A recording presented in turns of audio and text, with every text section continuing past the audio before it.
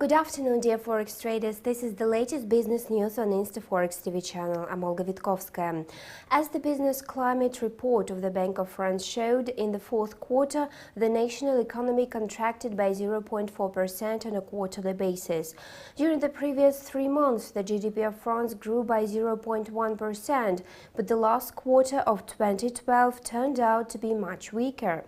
At least financiers and INSEE say so.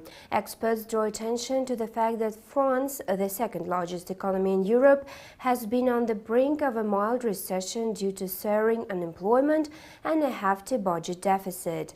At the same time, the industrial sector of French economy has been demonstrated effective performance. In November, the industrial output in France increased more than expected.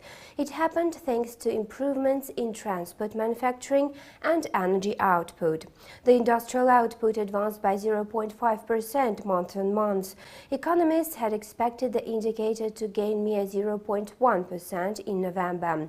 As for the annual industrial output, it narrowed by 3.6%. Another point to mention about France is that in December, inflation slowed to the 3-year low. Annual inflation accelerated by 1.5%. As compared to the previous months, the CPI ticked up by 0.4% amid higher prices for utilities and transportation.